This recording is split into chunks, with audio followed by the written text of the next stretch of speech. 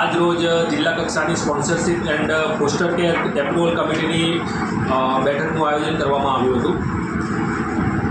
પાલક માતા પિતા યોજના અંતર્ગત આજે 7 અરજી ખેડા જિલ્લામાંથી આવેલ હતી અને 7 અરજીમાંથી 7 અરજી મંજૂર કરવામાં આવેલ છે કમિટી દ્વારા. રાજ્ય સરકારની સ્પોન્સરશિપ યોજના અંતર્ગત જે પણ અત્યારે બાળકો લાભ લઈ રહ્યા છે અને નવી જે અરજી છે 3 એ પણ આજે કમિટી દ્વારા મંજૂર કરવામાં આવી છે. અને સ્પોન્સરશિપ રાજ્ય સરકારની સ્પોન્સરશિપ અને કેન્દ્ર સરકારની સ્પોન્સરશિપના જે બાળકો લાભ લઈ રહ્યા છે તેઓનું ચૂકવણું ચાલુ રાખવું અને તમામ બાળકોનું ઘર તપાસ અહેવાલ પૂર્ણ અત્રેની કચેરી દ્વારા કરવામાં આવેલ છે. એટલે નવા બાળકો એડ થયેલ છે અને જૂના બાળકોને પણ તેઓની સહાય ચાલુ છે.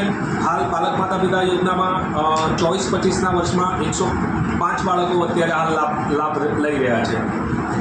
આજે SFCSCની આ કમિટીમાં તમામ સભ્યો દ્વારા સર્વાનુમતે 7 બાળકોની અરજી મંજૂર કરવામાં આવેલ છે. પાલક માતા પિતા યોજના ખરેખર ગુજરાત સરકારની આશીર્વાદરૂપ યોજના છે. ગુજરાત સરકારની તમામ યોજનાઓમાં સૌથી વધુ નાણાકીય લાભ મળતો હોય તો આ યોજનામાં છે. માસિક 3000 રૂપિયા બાળક 18 વર્ષનું થાય ત્યાં સુધી ચૂકવવામાં આવે છે.